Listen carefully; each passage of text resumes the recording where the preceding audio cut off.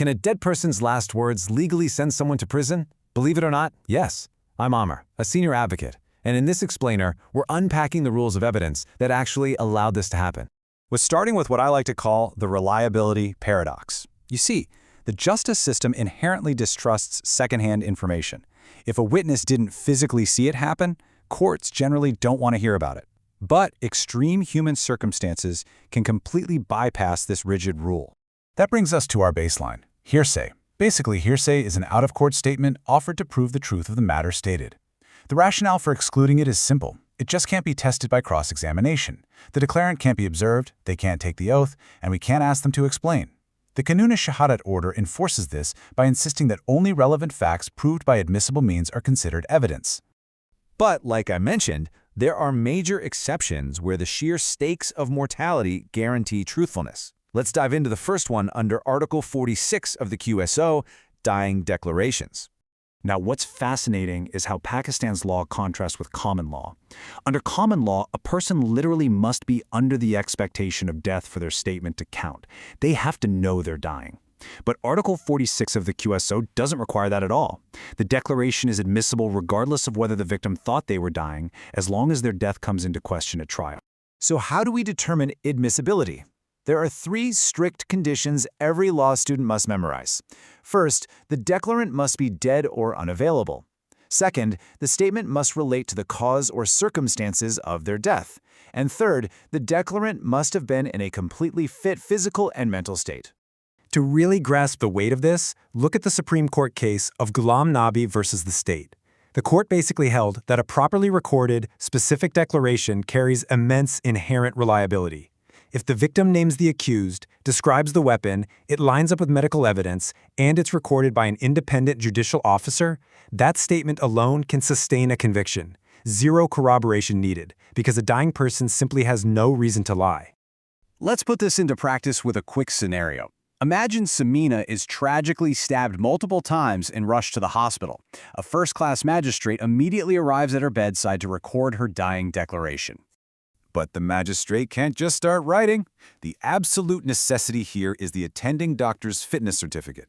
The doctor must certify the patient is conscious, oriented, and physically capable of giving a statement.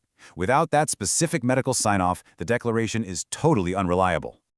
Once certified, the magistrate records Samina's exact words. My husband Arif stabbed me with a kitchen knife at our house at about 10 p.m. Let's say Samina tragically passes away a few hours later. At trial, because the doctor confirmed she was coherent and the magistrate followed procedure, this statement comes in. When it's backed up by forensic evidence matching her knife wounds, those final words successfully send her husband to prison. All right, let's move away from the hospital bed and into adrenaline-fueled, spontaneous moments. Article 6 of the QSO introduces us to a doctrine called res gestae. Res gestae basically covers facts or statements so closely connected to the relevant event, they actually form part of the same transaction. Think of excited utterances, like a victim screaming, "Akbar just shot me," right after the trigger is pulled.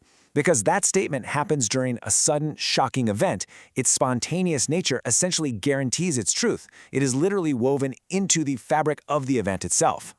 But remember, timing is everything here. In Rustam Ali versus the state, the Lahore High Court made it clear that spontaneity is the decisive test.